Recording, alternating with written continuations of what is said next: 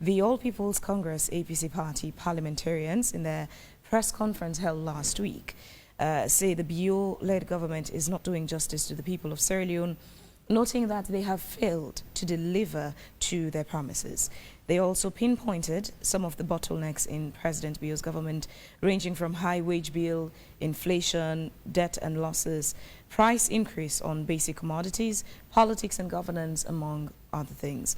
So this morning, to push the conversation forward, getting to know more about the concerns of the APC, we have Honorable Dr. Mfasori Koma, parliamentary spokesperson for the APC party, and Imran Sillah, member of the Strategic Communications Unit, Ministry of Information and Civic Education. Good morning, gentlemen. Thanks for joining us. Good morning. Good morning. Thank you for the opportunity. For having us. Mfa, let's start with you. The concerns on President Bio's administration. These are not new concerns that have emerged, but we've also seen government officials, including the president himself, talk about it a couple of times during his statements. And in some instances, there have been reasons why some of these issues are the way they are. Absolutely, and of course, I'm happy you asked that question, that they are not new. Because they are not new, those are the reasons why we've changed our approach. Because they are not new, those are the reasons why we keep hammering it in. Because they are not new, we think governments have not been listening to us as an opposition. For 5 years in the last parliament, in the Second Republic of the Fifth Parliament, we raise a lot of those concerns when it has to do with inflation, when it has to do with wage bill, when it has to do with government just spending too much. Of course, we were really optimistic when the Minister of Finance gave his first speech in Parliament in producing the budget debate. We were optimistic in the speech that the President gave when he talked about Sierra Leone being at the worst economic state since independence. But when we compare the numbers to date, you wonder where are we now if Sierra Leone was so bad when we had inflations at 14% versus... I want to apologize to hold you there. Let's first off take a report that was done for us by Mohamed Bakar Kamara, who covered the press conference. And when we come back, we'll continue the conversation. Just to help the viewers understand what's happening. Honorable Abdul Kagbo, the APC minority leader in Parliament, he noted that the Bio's government has not served Sierra Leoneans fairly, and they as opposition will not keep quiet. The inflation rate, which was 15.14% at the time SLPP assumed power, and the promise us in the presidential state opening address that it will be reduced to single digit, only for us to have an unprecedented over 40% increment in the exchange rate. This is unprecedented. We've never witnessed that as a nation. So we as opposition, we thought it fit that it is within our unit, our own responsibility to hold government responsible. Not only the inflation, I also spoke of the debt. We are highly indebted. When we came to power, our external debt was 17.1 trillion.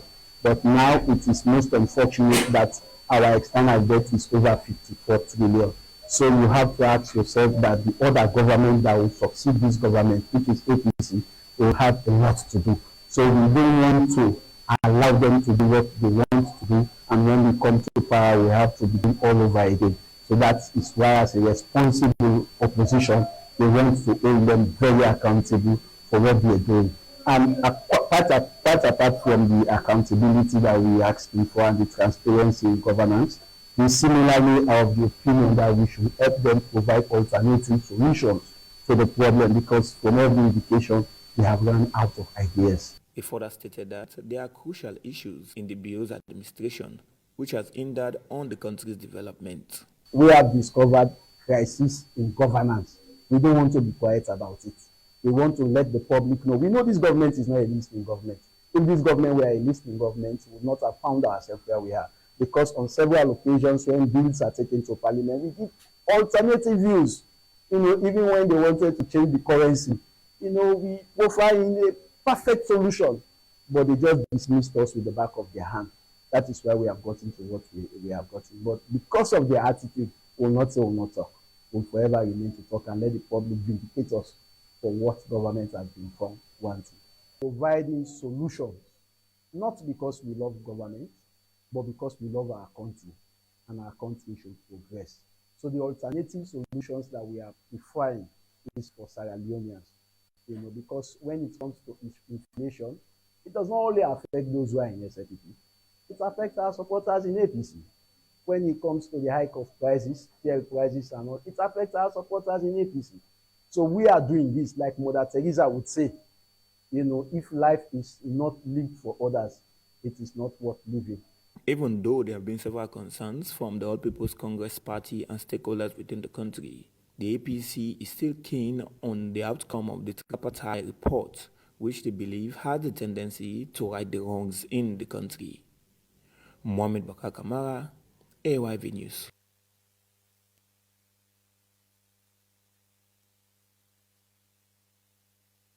Indeed, welcome back. You're still watching Wake Up Sierra Leone on AYV television and radio. Many thanks to Mohamed Bakar Kamara for that report. I think Imran and Infa, you've listened very carefully. I believe you were part of the press conference, but at some point in time you were hammering on your points. Let me allow you to continue. So, absolutely.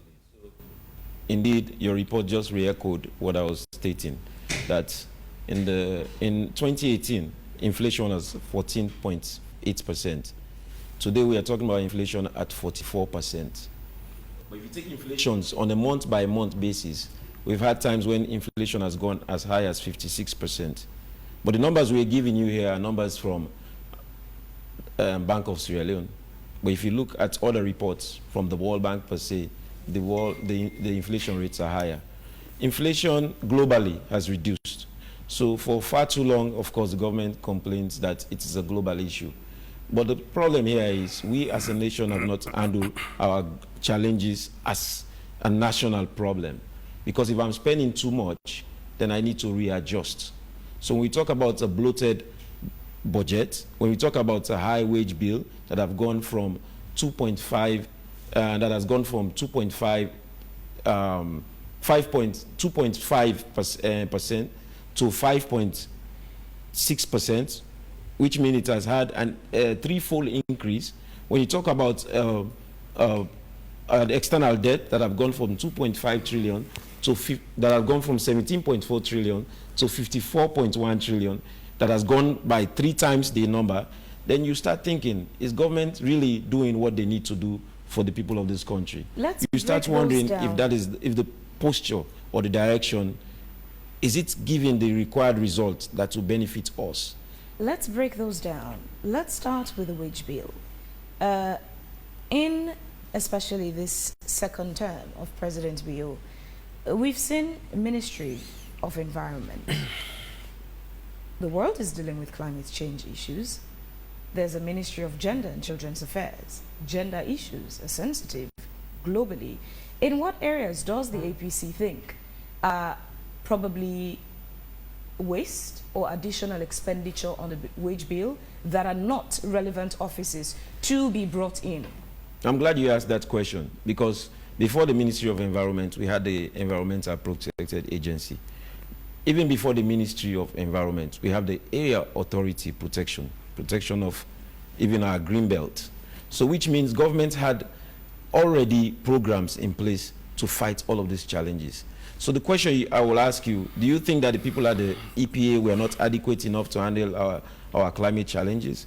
Do you think the people at the Protected Area Authority are not sufficient to handle the challenges in the Western area or protecting our areas that we need, that are beneficial for our climate or protecting our environment?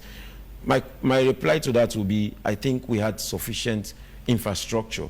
And when I say infrastructure, I mean human resource infrastructure in place to handle all of those challenges that, based on what we have as a nation, we should not be spending more in creating another ministry that would come with a new directorate, that would come with a new civil service staff, new budget line. If we know we don't have the requisite resources, those money could go into rice production. But does that those not money could go into to, subsidies for fuel. Does that not speak to what are the most important things on the president's agenda? Because if I'm juxtaposing that to former President Kurma, he then had youth affairs very seriously. He had a presidential youth aide. There was a Minister of Youth Affairs. We had National Youth Commission. We had all those duplicates. But the justification then was prioritizing youth affairs. Could this also not be about the president's most important priority areas? Well, I think what should be more important to any given president before, now, or now, should be the issues that are pertinent to the survivability of the people of this country. It should be about putting food on the table. It should be about reducing the cost of living. It should be about even increasing the wages of the minimum wage. So before creating a new ministry, do you think the nurse will not need an increase in their salary? Before creating a new ministry, don't you think a teacher will prefer a better salary? So the president needs to think about the challenges facing the country at the present time. So as a country, we should not be looking always at the rear view mirror, looking at what your predecessor did. You should be forward looking. They say when you're driving, you just don't drive forward, or you're driving, you just don't look in the rear view mirror. You should be looking both sides. So whenever challenges come, you have to re-strategize to face those challenges head on. So for us, adding a ministry to the Ministry of Finance, the Ministry of Finance was doing well with economic development as part of one ministry. And I think we managed the economy of this country prudently at the time. I want to remind you, and I saw a number this morning that really caught my attention, and it has to do with the number of losses as a nation we experienced. In 2014, APC declared an austerity measure, and guess what? When we did our press conference, we talked about cash loss from the Auditor General's report. It will interest you to note that in 2015 was the time we had the lowest in our cash loss of 65 billion. In 2015, 75.5 billion in 2016. So it tells you, then if you compare that with 2022, it's at 325 billion. Honorable Mfa, so how prudent is that economic management when in actual fact, as you've already alluded, the APC left this country in austerity, even before handing over power to President Bill? The problem is, a lot of the time we misuse the word austerity, because when you say austerity, so give it a better when we say austerity, it seems like it's a state of mind or a state of affair, like a sickness, like a disease. But it is not a sickness or a disease. It is a measure. It is a prudent financial management. That is what austerity is about. If I'm going to the market and I have 100,000 or 200,000 leons, and I think last month when I go to the market I'll spend that 200,000, but today when I go there I'll be spending 50,000. But it's like that's the result of rough bottlenecks in the economy. That's no, it's about managing your pocket so that you have more to deal with at the end of the day. Okay. There's always this thing called disposable income. Right. So in government terms I'll call it disposable resources. So if governments have more disposable resources, government can spend more. Government can provide subsidies for school, for education, for fuel, for living conditions. So disposable revenue or resources for the government could be, you can use austerity to have that. Okay, let me hold you there and then Sharon. Imran Sillah, once again, welcome to the program. Thank you for the opportunity. Good morning. Listen keenly and carefully to the report and the submissions of Honorable Mfa. What's your take in all of what we're talking about here this morning? What's your response to the report that was issued by the APC?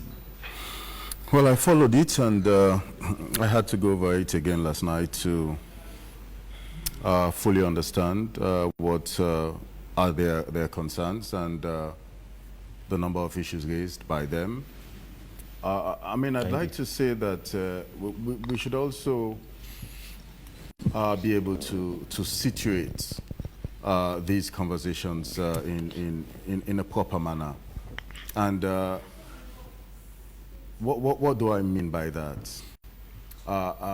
We can talk about inflation and how it was in 2018 when President Julius Maada Bio assumed office.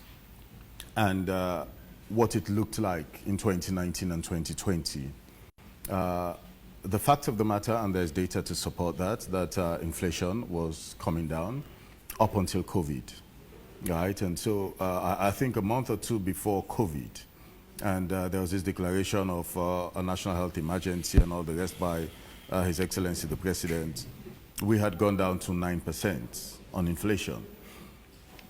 And COVID hit, and therefore we started experiencing an upward turn in inflation. Just very recently, His Excellency the President addressed the nation, and he mentioned inflation. It had gone up to 57%, and we were now at the time, 2 months back, we were at 43%. Okay. So it means inflation had dropped. But we also have to understand, there's always a distinction. When overall inflation tends to drop, it doesn't necessarily mean that inflationary pressures on essential commodities are dropping at the same rate. They would still be up, invariably. But what it shows a pattern. In economics, in terms, in an economic sense, it shows a pattern that inflation continues to drop because of the right policies and programs being implemented by government, primarily by the Bank of Sierra Leone and also by the Ministry of Finance. That is the reason why we're now at 43%, unlike a few months back when we were at 57%. Now, on the issue of the wage bill, these were conversations we took into the campaign last year. And they had this same position and this same posture. We were able to better explain to the people of this country exactly the reason as to why the salaries and wages were up. And we have even more reason now to continue to give that explanation. What do I mean by that? Take teachers and lecturers separately. Progressively, there's an agreement with the government of Sierra Leone for a 75% increase, so meaning progressively over a period of 3 years, we're talking about 25% increase on a year-on-year basis. That obviously has its own implications on the wage bill, naturally, even without saying it, right? Because it comes from the consolidated revenue, and those agreements would have to be met year on year. I mean, at the start of every financial year in January, this year, January 2024, next year, January 2025, and so on and so forth. Let us also take, because I was involved in it in the first term of His Excellency the President, and that was the Wages and Compensation Commission. And the objective was essentially to see how wages would be harmonized across the civil and public service. Now, here we are today. I can safely say this. I mean, you don't hear civil servants talking about it, but the hallelujah don't go up small. So what do I mean by that? I know for a fact that between grades 7 to I think 12 or 13, it has gone up exponentially. So somebody who was taking home as a HR person in any ministry, department, or agency who was getting about 1.5 or so, or 1.7 million, is now taking home approximately about 7 million before tax, right? After tax, it's over 5 million. That's quite a leap. Absolutely. You don't hear civil servants talking about it. And this speaks to as well how, especially with allegations on how people get jobs in the civil service, the connections to politics, how those who associate with powers that be are enjoying themselves while the masses suffer the repercussions of our economic situation. A salary leap from 1.5 to about 7 million. That's a lot. It is a lot indeed, but it is consistent with some of the recommendations put forward by the consultants who came in from Ghana. I worked with him over a period. We traveled the length and breadth of this country. The Public Sector Reform Unit was in charge, right, of those conversations. Now I think it is under the purview of the Ministry of Political Affairs. And therefore, it was eventually sent to Cabinet. There was a Cabinet concurrence. It went to Parliament. It had a bipartisan approach, I am sure, for its approval. And so that is what is being worked on. So, I mean, where I disagree with your analysis is this, that those who are now benefiting are not necessarily political appointees. We're talking about existing civil servants, HR, and all the rest of it between a certain grade. For me, And for those of us who came in April of 2018 with His Excellency the President, we've been lucky enough to be placed in one place, or in one job or the other. These are what you would call headhunting. And I think that's also acceptable in any work environment. Imran, so I'm sorry to interrupt, Imran. Of recent, we've seen a lot of ministries, departments, and agencies being established, and for which the ordinary man would say it seems like a duplication of purpose. Take, for instance, at the moment, we also have, there is the Ministry of Information, there is technology, there is even civic education, also to speak. All of these surrounds communication and information, Imran. How will you simply put it? Well, before I come to your point, let me just conclude on the point raised by your colleague. Look, at the end of the day, wage bill has gone up simply because of some of the policies and recommendations by government and other experts who came in and looked at these situations and profiled the sort of right approach, and that is what we're taking on board. And therefore, wage bill has gone up significantly, primarily for the reasons I have highlighted. Now, to your point on the question you have raised, look, let us go back in time. And this is something I have talked about time and time again. From President Tijan Kaba, the late President Ahmed Tijan Kaba, to Dr. Anes Bai Koroma, and now to President Julius Maada Bio, His Excellency. We have had several tweaks and changes to the makeup of cabinet. Back then, I remember it was Dr. Dennis Bright who was the Minister of, no, I think it was Dr. Alpha Tiwuri under the late Ahmed Tijan Kaba, who was the Minister of Education. Then it was Education, Youth and Sports. Dr. Anes Bai Koroma came into office in 2007 and felt the need to break down, right, that ministry. So there's the Ministry of Youth, and now there's the Ministry of Sports, and so on and so forth. And education went its own way. No, there was a need. I mean, that was based on his own aspirations, his own ambition, and his own vision and drive for the country at that material point in time, from 2007 to 2018. And so he brought about those tweaks and changes to government and its outlook. Right? And here we are today. I mean, His Excellency the President has done the same based on his own aspirations and vision. In his first term, he talked about education as being the centerpiece of his administration, and he found the need to have the Ministry of Education. Now we're talking about basic and senior secondary. We're also talking about tertiary education.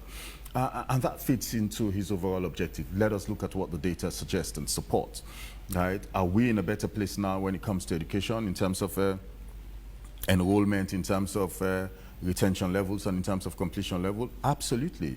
The figures and the data quite clearly suggest that we are in a better place than we were before 2018. And so, in a way, I think His Excellency the President and his government feels vindicated by those decisions taking. The Ministry of Environment has been raised as why do we have need to have a separate ministry? Well, I mean, the way government works is different. You can have any ministry, department, or agency being created. They do not necessarily go to cabinet. In cabinet, that is where you have an opportunity to have conversations around any issue. And so if there's a voice in cabinet, naturally what it means is that minister on behalf of his ministry would have an opportunity to raise those issues as and when they come up, or to inject their own perspective into ongoing conversation. So I think it is necessary and right for this government under President Julius Maada Bio to now have the Ministry of the Environment, because what it means is it has a seat in cabinet to have those conversations going forward. Appointments such as food specialists, where does it sit when there is a Ministry of Agriculture, of which I believe they have expertise, holds the required requirements to handle issues of such? Where does it sit? So, I mean, again, I think somehow, I mean, I feel, and this is not a criticism to any individual whatsoever, but maybe as a society, I think we have a rather dim view, right, as to what our expectations ought to be as a society. Enlighten us. Yes. What do I mean by that? In every advanced country, go to places like China, Thailand, Singapore, Malaysia, where they export rice, there is a food specialist. It's normal for them. It is part of their architecture. So what's the role of ours inside? It is part of the agricultural architecture, and that is why they have been able to to break grounds and be able to export the amount of rice they're exporting to the world over. Not only necessarily for their consumption, if you take into consideration the population size of this country. So take China, for example. They have a food specialist, and I'm sure they do not have a food specialist just for one particular area. They might have food specialists for other areas as well, where rice cultivation is being done. My point is this, and the question you raised. Look, food specialist is an essential and integral part, right, for any agricultural disposition or project to be adopted. And I think it is right that we have one, right, in this government. And going forward, I think any government should consider retaining, if not this individual, but it can be any other individual with the necessary expertise. What we need to understand, for any project to be implemented or for it to come to fruition, there has to be people with the required technical ability, right? So similarly, so you talked about the Ministry of Information and Civic Education as against the Ministry of Communication. It used to be one, right, in the first 5 years of His Excellency the President. Now it has been separated. And that is because His Excellency the President sees value in the digital world, right, in technology, in science. And so he has come to the conclusion that it needs to stand alone and have the necessary technical expertise and skill set to be able to push it forward to meet the aspirations of the 21st century and the Sierra Leone we envisage for the future. And so these are decisions not taken lightly. Every single decision, let me end by making this point. Every single decision taken by His Excellency the President has been done with careful consideration, thorough and deep thoughts, and ultimately, it is in the best interest of the people of this country. How indebted is Sierra Leone at this particular moment? Because we've had from the statistics that INFA and the All People's Congress Party raised in their press conference. What's the economic state and how indebted is Sierra Leone? So again, and I don't think I'm the right individual to be able to have these conversations around the economy and debt, and what it means, its effect and interpretation, and how it should be perceived. But from the little I know that every country has debts, naturally. Every country should be able to acquire the necessary debts to be able to move forward its development agenda, projects and programs. Are we in a situation where, I mean, as a country generally, where we are going to be refused to secure the necessary loans to be able to move whatever projects we have in mind? I don't think so, right? So it means the debt that we have, I mean, as a country, and this government has incurred over time, it is something we have been able to manage. And if you talk to the IMF and World Bank, they'll tell you about high debt distress and all the rest of it. So we're somewhere in a category that does not stop us, right, from being able to get the necessary input financially, right, for multilateral and bilateral partners to be able to move our development agenda forward. But let me also say that some of the things we're talking about in terms of debt is also an accumulation of what I mean we have incurred in the past. So what do I mean by that? And there's a typical example that I like to give. There is the new City Hall, right, that we have in the western area somewhere along Life-Boasting Street. That was a loan secured from the Exim Bank. I think it's South Korea. And the payment plan has to be over a period of 45 years. So what it means is there is a 15-year hiatus, right? Since it has been built now. There's a 15 years period where the government of Sierra Leone, so any debt incurred has to be under the government of Sierra Leone. So any subsequent government that comes in has the responsibility to now pay for those debts. So over a 15-year period, the government of Sierra Leone would not have to pay. After the next 15 years, the government of Sierra Leone would have to pay at 0.01%, right? Interest rate. Now, there's going to be so many implications then. Based on the exchange rate in the next 15 years from now, what would our currency look like? Devaluation or appreciation and all the rest of it? That would definitely determine what that 0.01% would look like to be paid back to the Exim Bank in South Korea. And I can bet my bottom dollar that 15 years on from now, 0.01% would not look what it looks like today, assuming were to be paying now, right? So these things have its own interpretation and implications. And 15 years on, when the government of Sierra Leone will start paying, it is going to be an accumulation, right, of some of these debts over time, in addition to the debts they would probably be trying to incur. Gentlemen, we do have Facebook messages we should be reading out now for your attention. But just before we read out the messages, one of the things that was a problem drastically affecting Sierra Leone's economy was the exchange rate, the Leone versus especially the USD.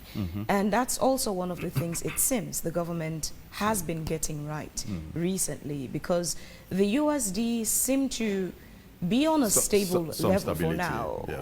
What did the government do? Well, I think, look, it's a combination of policies from both the Bank of Sierra Leone and the Ministry of Finance.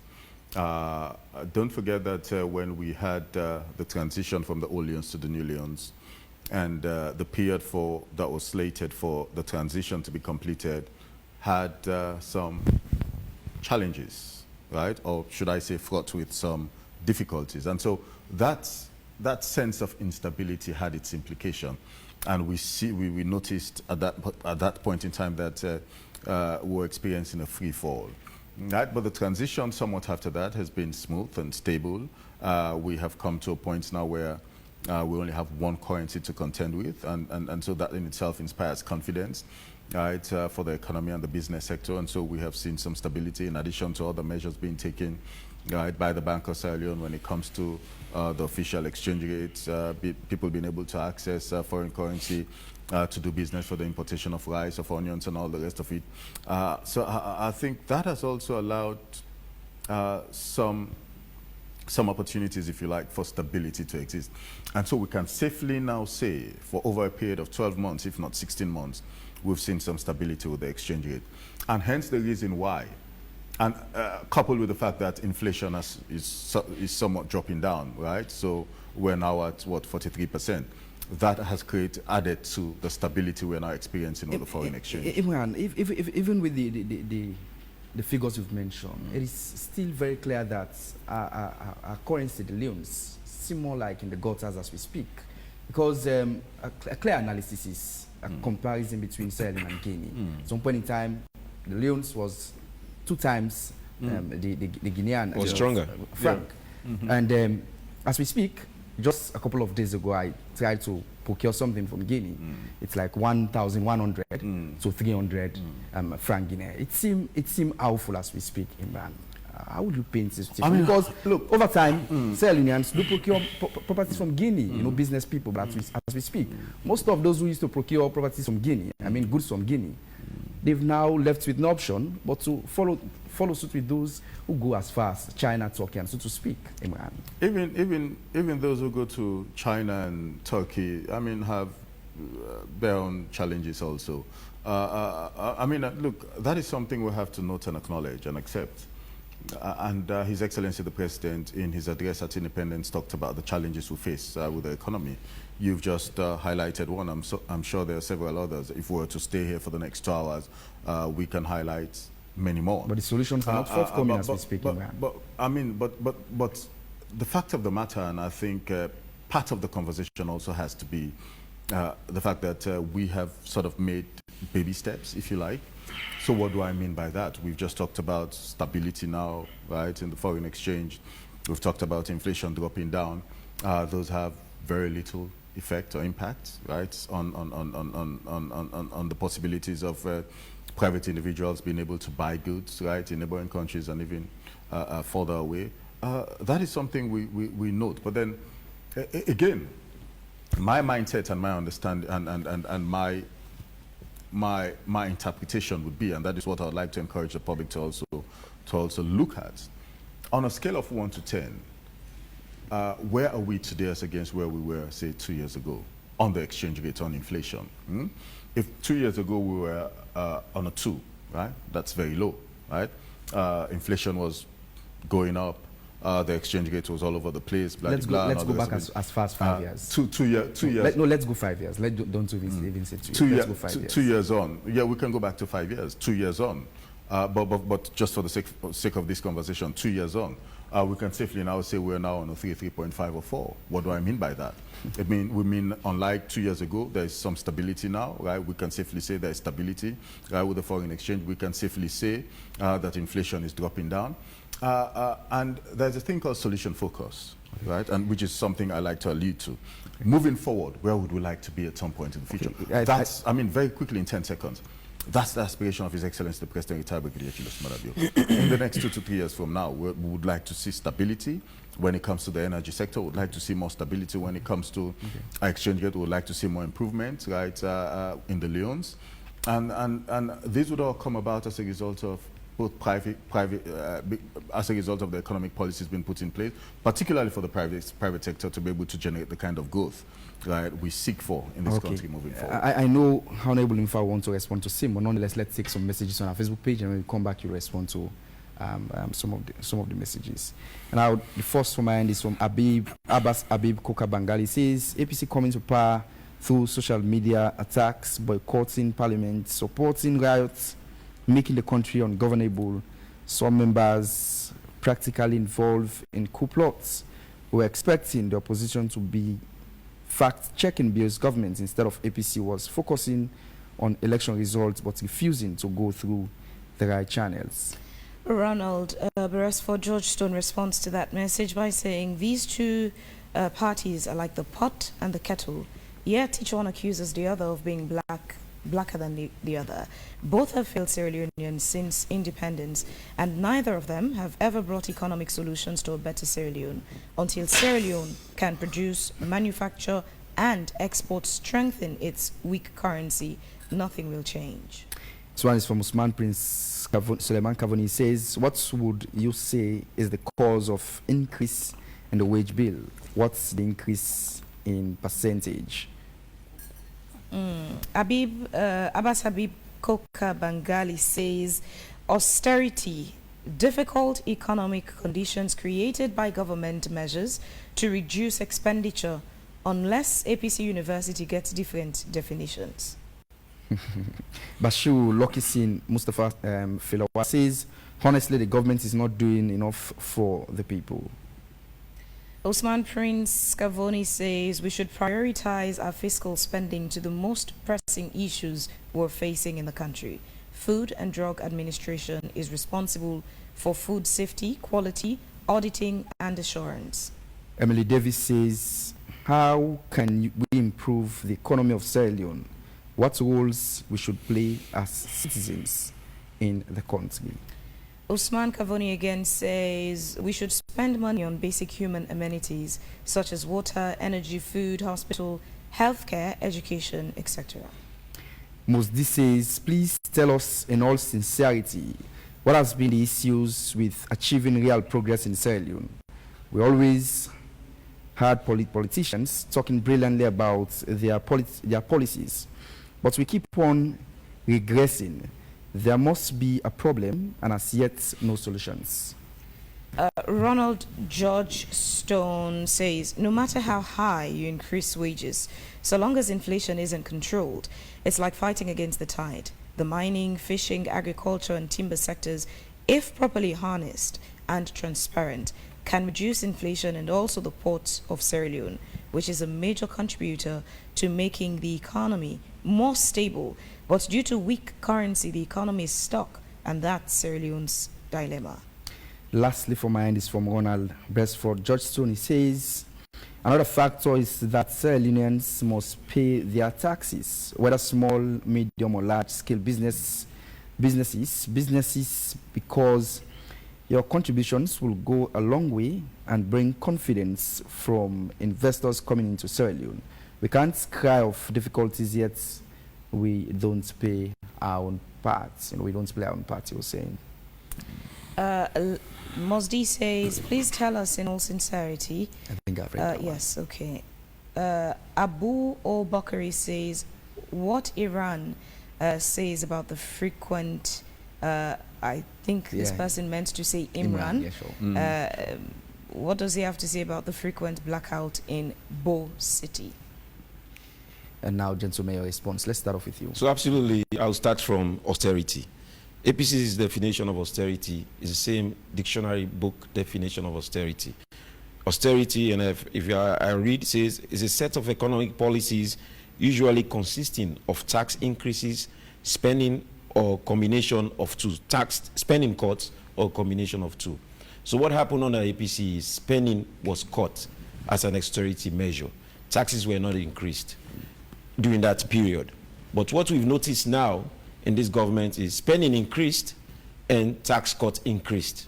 So bottom line, when spending increased by government and government believe that the private sector should be paying for those increases in expenditure, then naturally you see a suffocating private sector. So we've seen a private sector that have shrunk. And in any given nation across the world, the private sector is the one that should be moving the economy, not government. Government cannot be seen increasing positions. Now, Imran talked about creating a food expert. I know you asked about that. We have the Ministry of Agriculture. We have directors in the Ministry of Agriculture. One thing I learned from being in the private sector, in corporate America, is you can use the same person to perform so many functions and you still achieve your desired results. You don't necessarily need to bring another person, because when you increase labor, you're increasing your bottom line, you're increasing cost, you're spending more. Cutting costs will solve a lot of the issues. Cutting costs will reduce our debts. You're talking about the debt from 17.8 versus a debt at 54.1 trillion now. Spending cuts can reduce that. You're talking about a wage bill. Debts, of course, have to be sustained and maintained over time. But the policies that governments have will affect the expenditure. Bottom line, the viewer there said austerity is about reducing expenditure. Reducing expenditure is a good thing for government. The bad thing for government is reducing revenue or reducing reserve. That's what is bad for government. So if APC reduce expenditure, it's not a bad thing. I'm so sorry to interrupt you. Gentlemen, it's 9 o'clock. We're going on a short commercial break. Sorry, I interrupted you while you were responding to the messages. Yes, so absolutely. I want to continue on why the exchange rate has been stabilized. As you notice, in 2018 to 2020 to 2021 and 2022, the exchange rate was as a free fall, was just dropping, because changing economic policies caused that. And now, the same government that was in power is the same government now. And if you look, there are a lot of changes have not been made from that past government, the first term of President Bill, to this term. So naturally, the economy has adopted to all of those changing policies. Economists can prove me wrong or prove me right. But I'm telling you, the stability of that exchange rate is based on the fact that we have the same government in place from the past 5 years to this other 5 years, now 1 year in, and the policies pretty much have been the same, and nothing external has created another shock. If we get another external shock, then naturally you see the exchange rates also changing. Now, if you have a government that will listen to the opposition, you will have a government that will change policies, a government that will reduce offices, a government that will reduce ministries, a government whose expenditure will be cut, which means the government will have more reserve, the government will provide more subsidies. Now, Imran talked about international, multilateral institutions.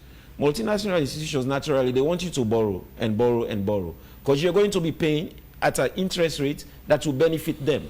So you being in the good books of the World Bank or IMF does not necessarily mean that you're doing well as a nation. It means that you can go and borrow more. But when you continue to borrow more at 54.1% of external debt being so high, trillion leones, 54.1 trillion leones, who is going to pay for that money? Sierra Leoneans. No particular, nobody cares. The next person that will be president under his government will be the government that will be paying those debts. So that is why, as a responsible opposition, we're calling government to not be afraid, be bold, and declare austerity if you have to. And declaring austerity means you have to cut your expenditure, reduce your spending. Now, we are talking about inflation. Global inflation is seen or forecasted to reduce from 6.5 to 4.1. But we, as a nation, we are still seeing an increase. Of course, we have a decrease from last month to this month. But let's monitor what happens in the next months to come. And Sierra Leone ranking When you look at Sierra Leone now, in terms of economic freedom, in terms of economic freedom, by the way, is a measure, an index that is done by Business Report that sees how the nation is in terms of investment. And those are one of the indices or index that a foreign direct investor will look at and see whether Sierra Leone will be a country that I'll come and put my money in. And when you talk about economic freedom, you have countries in West Africa like Ghana and Gambia that are in the top 10 in terms of economic freedom, meaning you can produce, you can work, you can invest, you can labor in a free in a society that do not have political tensions. So for us, we need a government, central government, executive, that is more reaching out to the opposition to control the measures and the challenges in this country. So when we call on government and we call on the president to continue to consult and engage with us, like we stated, even in the appointment of the anti-corruption, the commissioner of ECSL, it means we are calling to on a government that should listen to us. And when you listen to us, you're listening to the people of the country. You see, I hate to see Sierra Leone as a nation of just red and green, because Sierra Leone is much more than that. And if we are much more than that, then we should start looking at each other's responsibility in moving this country forward.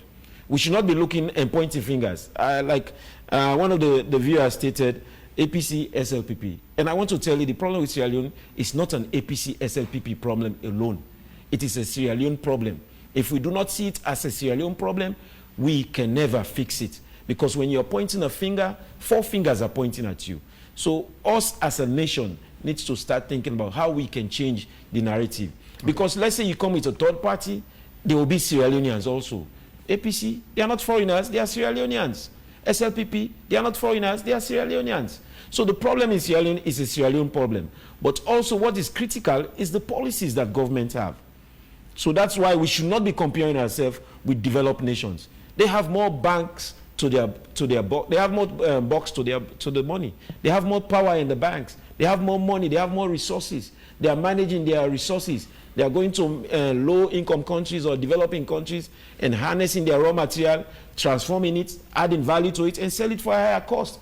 Right now, we are looking at Keyhome mining to invest in Sierra Leone, Leone Rock to invest in Sierra Leone. We are not nationalizing our natural resources. So we are nowhere near them, and we should not be comparing ourselves to them. Imran, quickly your responses to the messages on our Facebook page as we wrap up this segment. Well, I mean, one of the things probably, first of all, let me say thank you for having this conversation. I mean, as we're getting close to His Excellency the President's first year, right, in office in his second term, since he was re-elected again in June of 2023. I think it's a necessary conversation to have now going forward in terms of what has been our efforts over 12 months and where we intend to take Sierra Leone to on agriculture, food security, on human capital development, unemployment, and so on and so forth. Let me just, also further add that on the 29th of May, I think a few days ago, we had a release, I think, from the World Bank. I think it has to do with Sierra Leone to enhance climate resilient transport and access to markets, right? There's an approval for a $74 million, right, International Development Association grants to enhance climate resilient transport connectivity, and I think it has something to do with food security by and large. So what am I trying to say? There are different models for development. Increasingly in the 21st century, we're now talking about PPP in areas where you can. So the new Freetown International Airport was done on a PPP model, and there we have several other projects that have been completed based on a public-private partnership. You also have grants, right? And that comes because of the level of trust and confidence that multilateral and bilateral partners have, and also international financial institutions have with that particular government and state. That is why they continue to invest. So we have now been able to secure $74 million right, investment. And I think it speaks volumes. We have set ourselves as a government an ambitious targets, right, for food security on a 25% reduction year on year over the next 3 years once we start rolling. and therefore it means we are going to be a 25% reduction in our demand and desire to import rice into Sierra Leone, right? So and we're going to be judged and assessed based on those targets we have set ourselves. And it shows that President Julius Maada Bio still has focus, determination, and ambition and drive.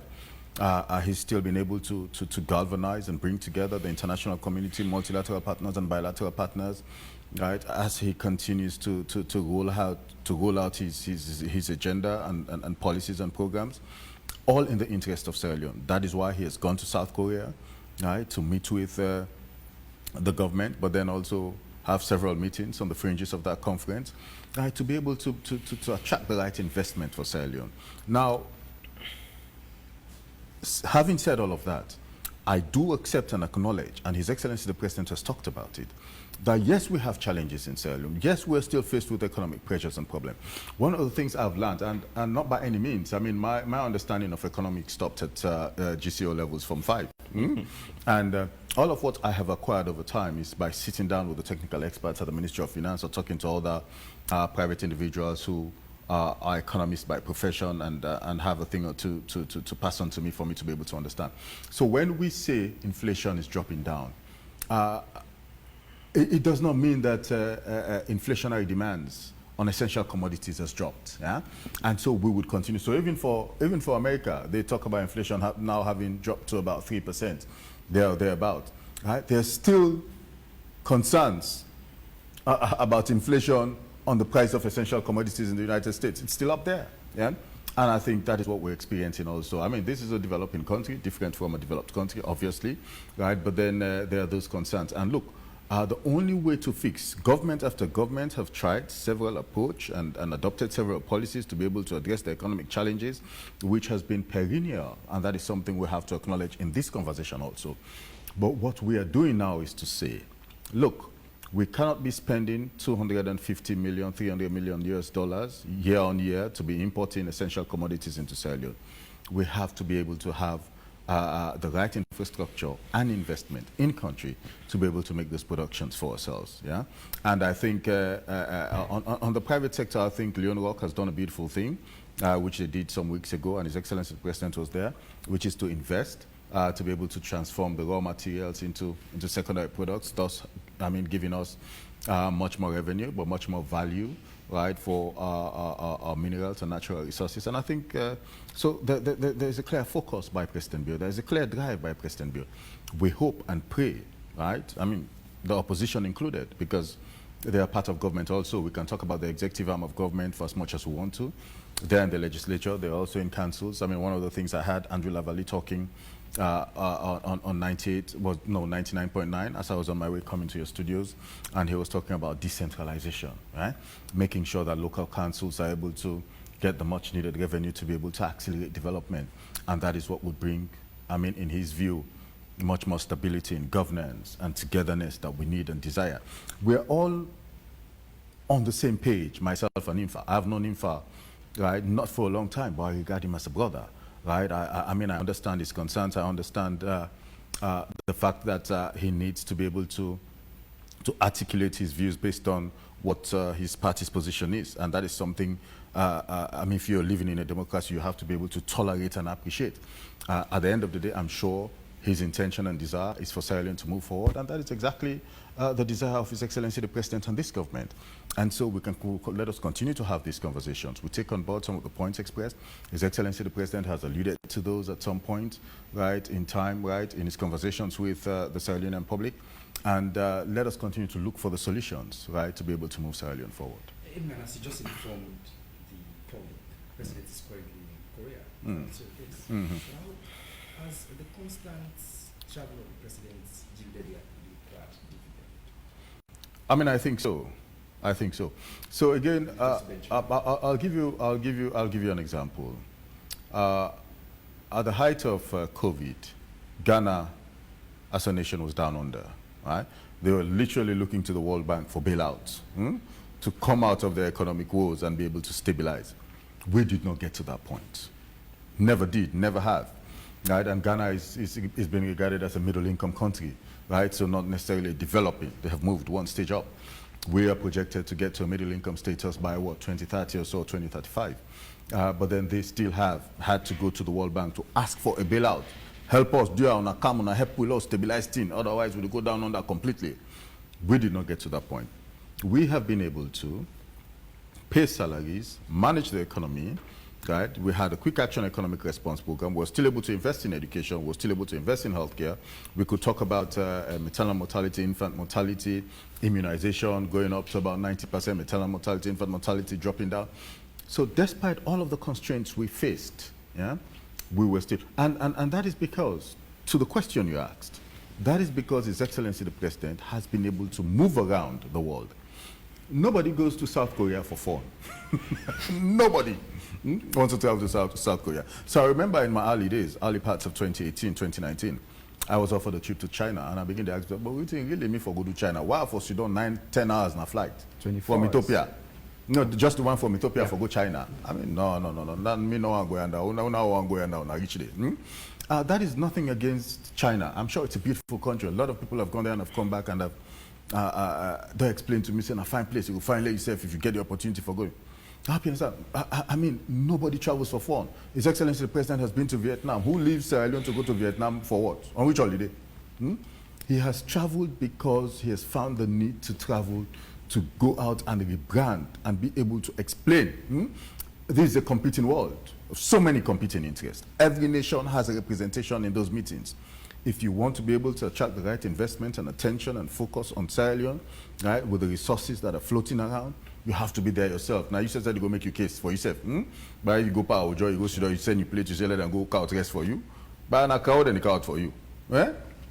But if you go to our job, where then call, you say, go on a table now, he says, well, you must put one chicken, you put one fish, you put one beef yonder for yourself. But now when you go for yourself in person, that is when you will get those attention. His Excellency the President has made those travels because they have been necessary, right, for him to travel to be able to make the case for his own policies, his own aspiration, and his own vision for Sierra Leone, and where he would like to take Sierra Leone to, right, by the end of his tenure in 2020. Honorable Umfa, yes, ma'am. Assuming it was the APC in office after the 2023 elections, what would you be doing differently? One, we'll be cutting down the traveling by the president. Why we think it's critical as an opposition that we continue to say the president should not be traveling so much is the cost implications to the country. You have to do a cost-benefit analysis. How much benefit are you getting from that travel versus how much it is costing you as a nation? They call us a developing country for one, not for just the name. We are trying to grow. So for a nation trying to grow, you must demonstrate that you are really concerned about how you're spending the country's money. There's so much expenditure on government institutions. Even for example, the type of vehicles we buy for our ministers, they're too expensive. If you take an average 100 of those vehicles and you multiply the cost and the multiplier effect in just maintaining those vehicles, for a minister that travels from his house to the office, for the most part, we should not be buying all those luxurious vehicles. If you take those, if you compare the type of luxurious vehicles we have in our government officials, you know we have our priorities in the wrong place. So coming to travel, how much people that travels with the president and how much goes to the Per Diem, how much goes to flight tickets, how much goes to hotel tickets, all of those will be accounted into our cash losses as a nation. I'm sure you can send somebody. I mean, I take his argument that yes, if you don't show up at their job, they will give you what you want. But to all our international partners that support us and want to see the best thing for our country, they want to see the seriousness of how we are taking our country's resources. They have to see that. So for an APC-led government, the positions will be different. The policies will be different when it comes to ministries. By now, if we won the elections, you have a Ministry of Finance and Economic Development in one ministry. Yes, you will have a Ministry of Youth Affairs because, yes, Sierra Leone has one of the highest, 80% of young people are under the age of 35 in Sierra Leone, even compared to their regional partners, even compared to all countries in Africa where the youngest people are below the age of 60% are below the age of 35. So which means we have a very young population and we need to focus on developing those youths. So creating a Ministry of Youth Affairs separate from the Ministry of Sport, which I believe have its own dynamic needs, I think it's in place. But having a Ministry of Environment, then EPA, Environment Protection Agency, having a Ministry of Information against the Ministry of Communication, it is just growing big governments, which leads to huge, huge expenditure. Honorable Infa, one will say the argument at this particular moment is long overdue, and the APC, I mean, as the main opposition in Parliament, at some point in time misplaced their priorities.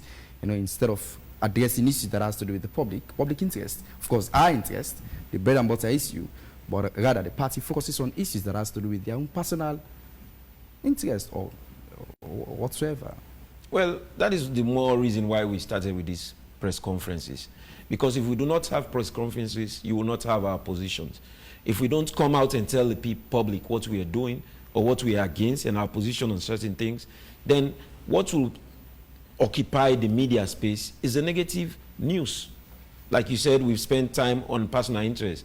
Because of the time of the program, I will not ask you what those personal interests are, because I want to talk versus having you talk. So for us, having Parliament come to the people, we want to hear, the people will hear face to face what our positions are, what projects or programs we went against versus what government wanted, what our votes were in terms of those programs and policies and agreements, and what we want to hear from the people, which is very important in governance. Because what the people have, their opinion, the opinion of the people is more important. What the people want is paramount.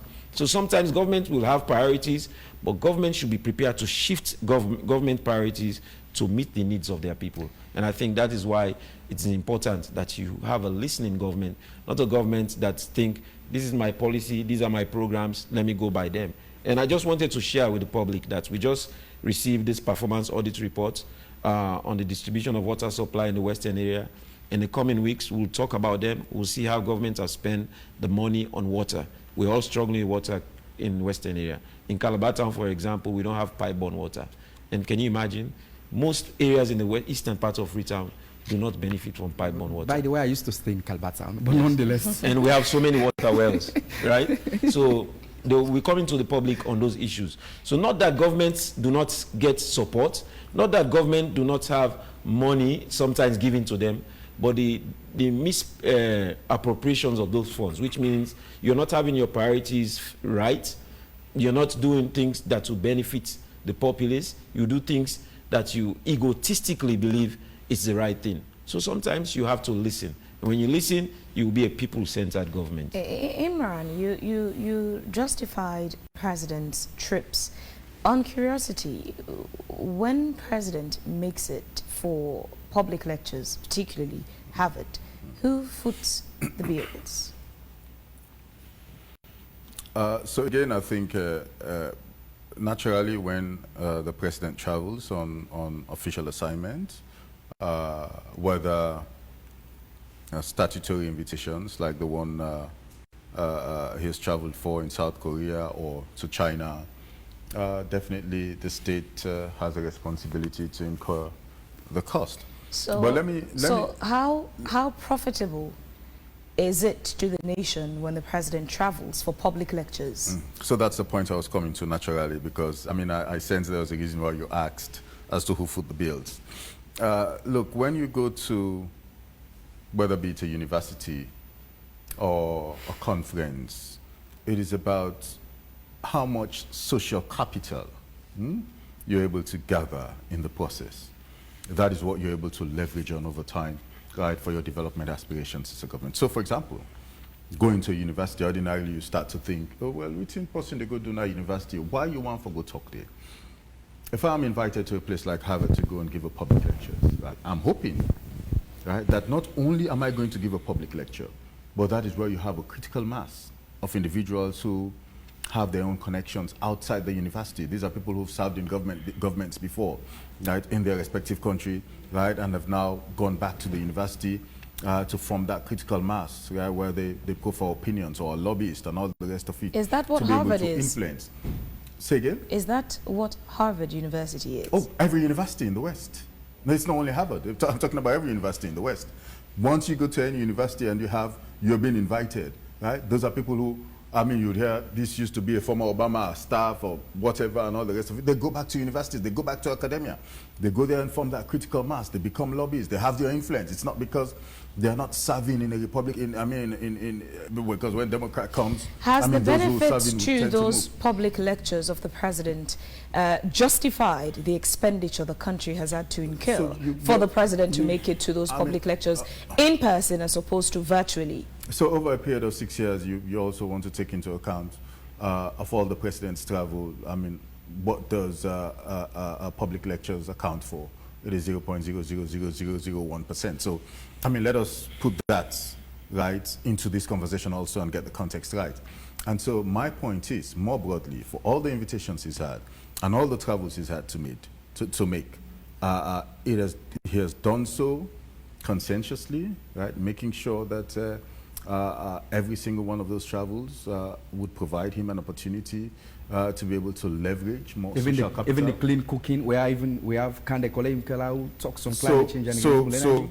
So if you notice, I mean, I just read a press release from the World Bank, and it talks about. I listen keenly. It talks about is it climate, whatever, and all the rest climate of it. resilience and what Precisely clean energy. Yeah, so clean cooking naturally falls under that category. I mean, it goes So without that's saying. what I asked again. And so World Bank Does the president have to go where we have Kande Kole Imkela, who is an expert in that area? World Bank has been able to provide $74 million. And Is it as a result of that it's not visit? a loan, it's a grant. Clean cooking falls under climate resilience, energy efficiency, and all of the rest of it. It's just one subplot under, I mean, a more broad spectrum of things, right? And we have been able to secure $74 million. And so, I mean, again, it vindicates and validates every single travel that His Excellency the President has made. And that's the reason why we continue to attract multilateral and bilateral partners. Look, we can have a conversation for as long as we are in government until 2028 as to whether it is necessary for the President to travel to one place or the other. And that's a conversation I'm happy to have. But ultimately, I mean, let us keep in mind that for every travel that the President makes, he has done so in the best interest of the people and the country he leads. It's about him being able to garner as much social capital and be able to leverage on those connections to attract the right investment, multilateral and bilateral partners for his development So why aspirations. isn't the president as well utilizing virtual attendance? During COVID, virtual appearance to conferences was very common. So post-COVID, even now a lot of individuals, governments are also utilizing that to virtually attend conferences. Why isn't Sierra Leone, our president, tapping into technology by attending some of these conferences virtually? His Excellency the President is big on technology. And look, again, we have to, you're indicating two different times, right, in global diplomacy, if you like. So at COVID, no head of state will want to travel to another country. I mean, it's about virtual was the thing, right? So even for the US president, the Prime Minister of the UK, or the Ghanaian president, or the Nigerian head of state, everything was done virtually. But after COVID, before COVID, it wasn't virtual at all. But even After post-COVID, you now have governments who there's still conferences that are done virtually. People attend virtually. I mean, on a percentage basis, I think it has dropped significantly.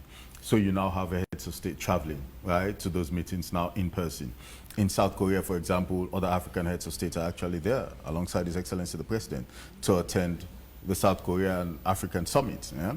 When he's invited to Russia post-COVID, I mean, it's not only President Biya who travels to Russia, but other African heads of state, are also traveling to Russia, right, for that Russia-African Summit. So the COVID dictated how diplomacy was going to look like.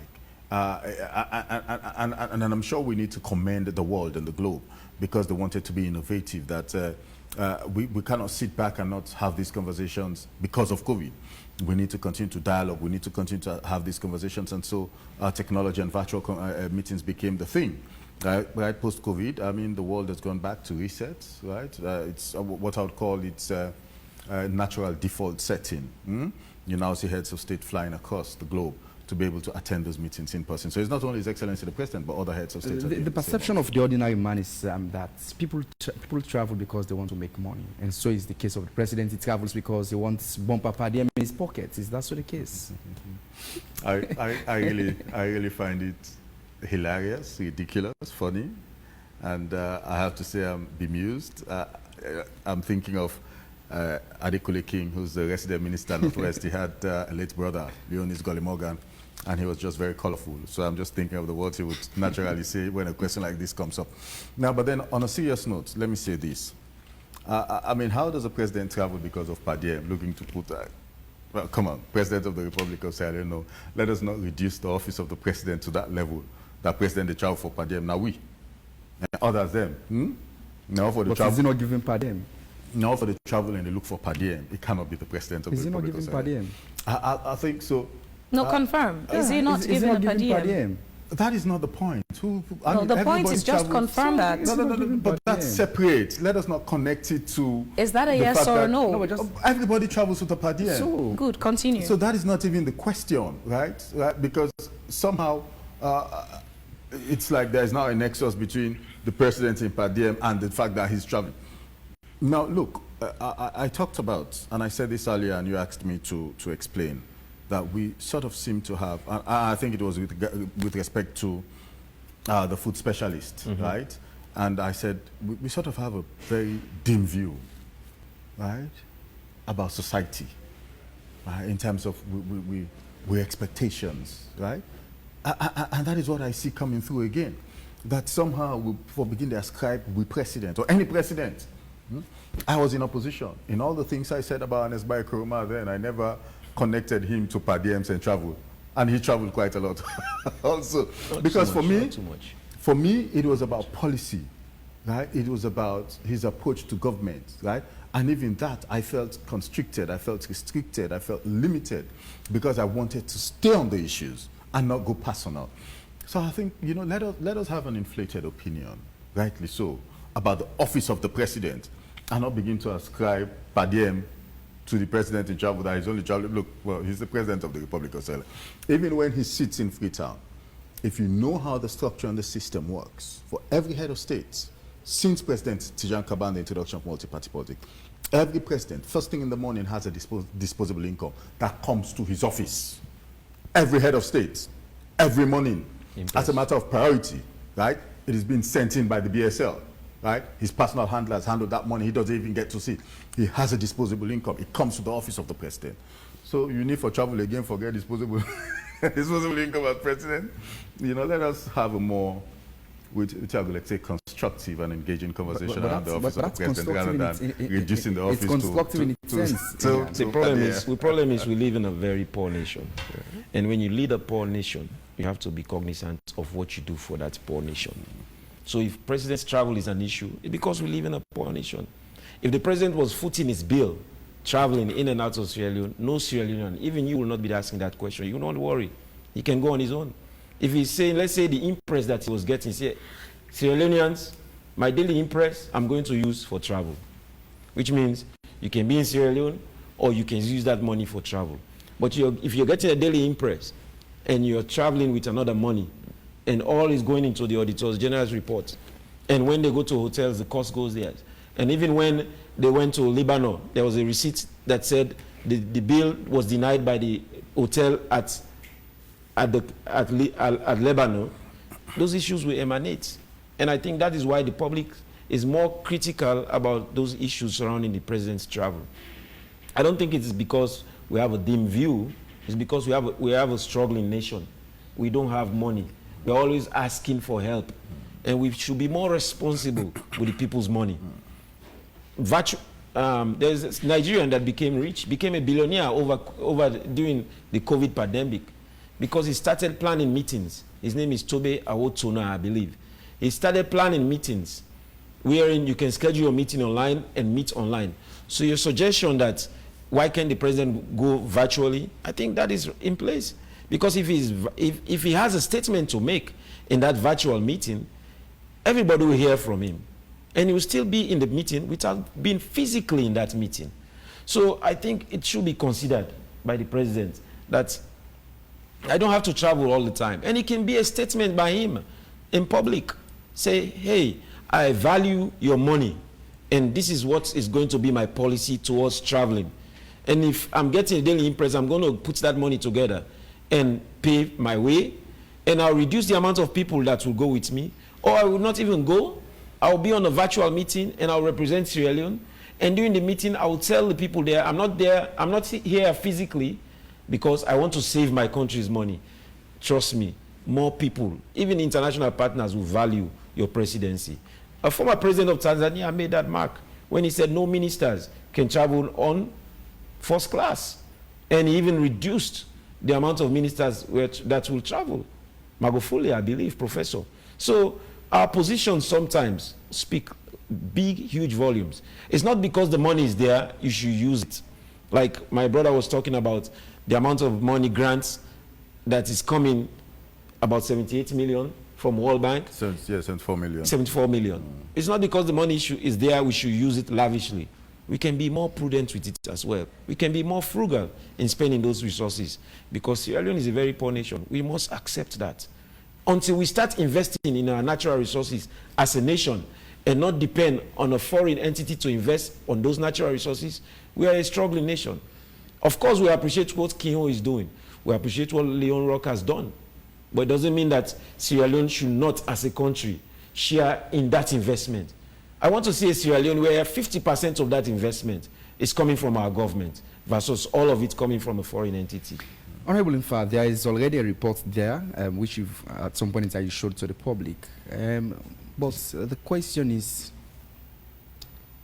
has the Parliament actually dealt with previous audit reports diligently?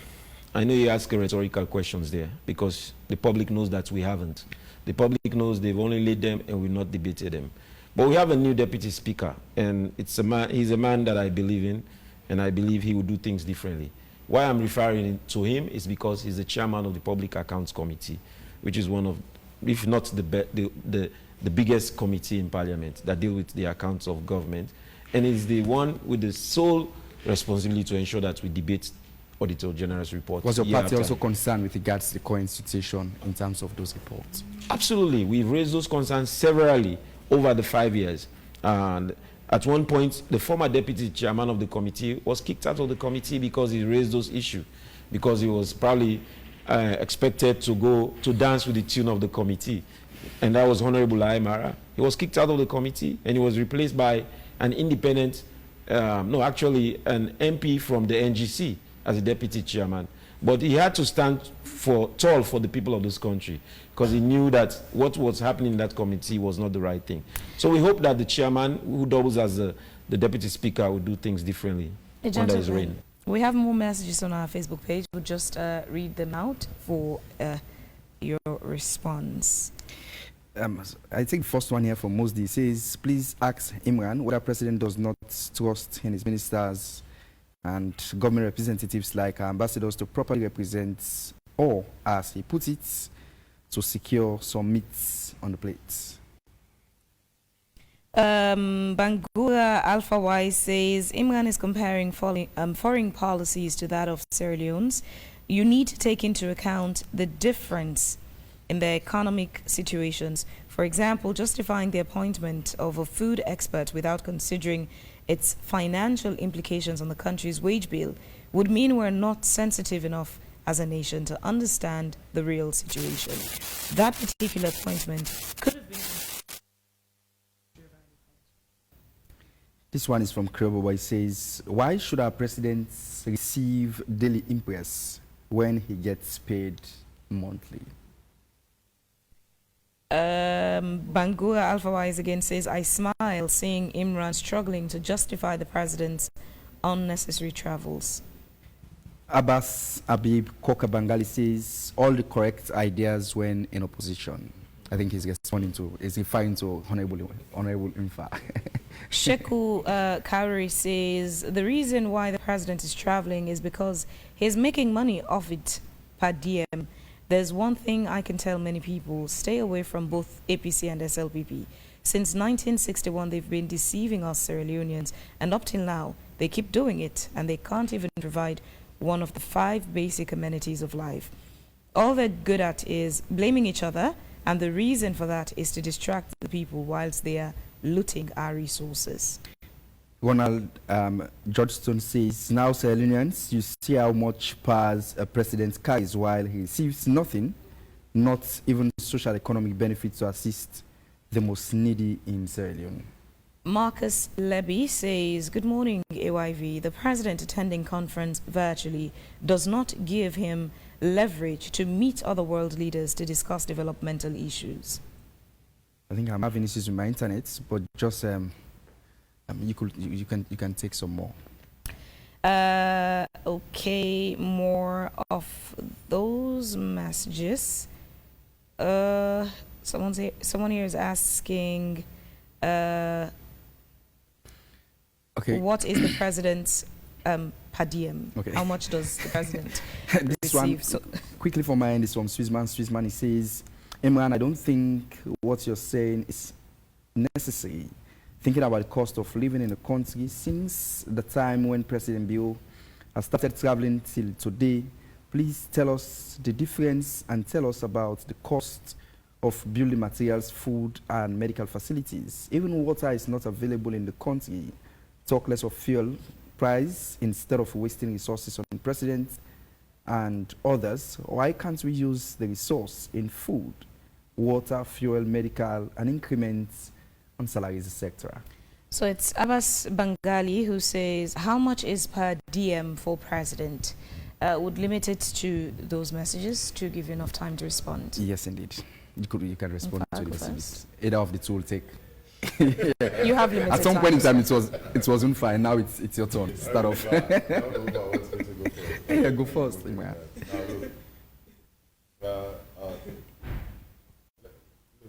I mean, they're asking what is the president's per diem. I mean, I don't know. I don't work at the Ministry of Finance. Neither do I work directly. So, but then I understand I'm also responsible for providing information for the public when those questions come up. And to that end, I'll say, I'll revert back and come back at another point, at a later date to be able to give the adequate response. But then, I think His Excellency the President, let me make the point, will continue to travel for as long as it is necessary, right, to be able to make the case for his development aspirations as President of the Republic of Sierra Leone, and continue to attract the right investment from all sectors, multilateral, bilateral, our international financial institutions, World Bank, IMF, and all the rest. And that is the right way to go. Somebody was saying, well, why can't he cut down on his foreign travels so that we can have an increase in salaries? Now, I have just stated that from grade 7 to I think 13 or 14 have an exponential increase, civil servants, and they're not, well, you don't expect civil servants to talk about it anyway. I'm here, I know it has happened, and this is something that happened since the start of this financial year, so meaning in January 2024, a HR officer who was earning 1.5 million is now getting take home in excess of 5 million, and I think that you're sufficiently able to meet those inflationary pressures and demands when it comes to essential commodities, obviously, than you would do with 1.5 million on a monthly basis. Right? So that shows that we're continuing to make progress. We're talking about the recruitment of nurses, an additional 1,000. That process is ongoing. We're talking about increase in the salaries for teachers and lecturers. It's 75% over a period of 3 years, progressively 25% every year. That goes also onto the wage bill. The president's travel has no effect or no impact on all of those arrangements and agreements between the government and teachers and nurses and lecturers and so on and so forth. And His Excellency the President will continue to do the right thing. If you add all of those salary increases you will understand why the wage bill has gone up and would continue to go up. Yeah? Because once we go through the 1,000 nurses to meet the aspirations and demands for the health sector going forward, that is obviously going to have an impact, and not 2-3 million impact we talk about, more than any appointment that His Excellency the President would make. In setting up the Ministry of Environment, yes, you would have a few technical experts in the ministry to backstop the work of the minister who has the political leadership in that ministry. But by and large, the civil service has its own ethos, if you like, in terms of the way they move around civil servants. So they are not necessarily adding. We also know that the public sector unit that is responsible for recruitment for civil servants have just done an advert, right? I know for accountants and many other positions, and so they're looking to recruit more people for the civil service, right, to meet the demands for the aspirations of this government and beyond. And so there's a lot that is going on. We have seen the right investment on feed, salon, and agriculture. I have just talked about the cent 4 million, right, grants from the World Bank. We know there's ongoing investment on education. We have still been able to maintain those levels when it comes to investment at 22%. We're talking about healthcare.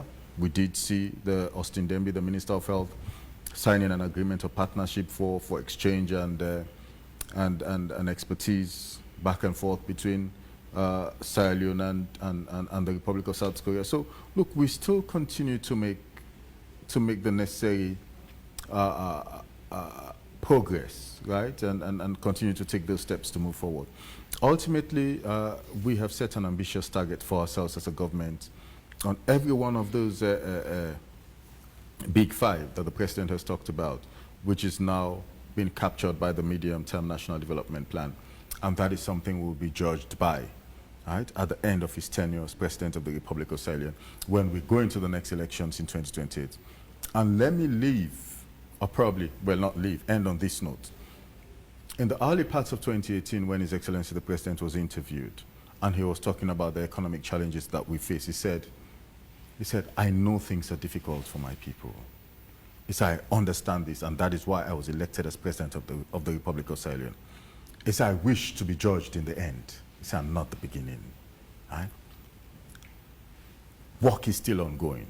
Ultimately, over a period of 2 terms, His Excellency the President will be judged.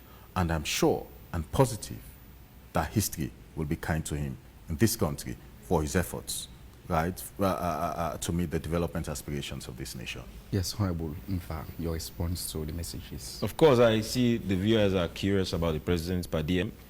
I cannot tell you exactly how much he makes because Per Diem varies per travel, but I'll give you an impression of how much money goes into the President's travel.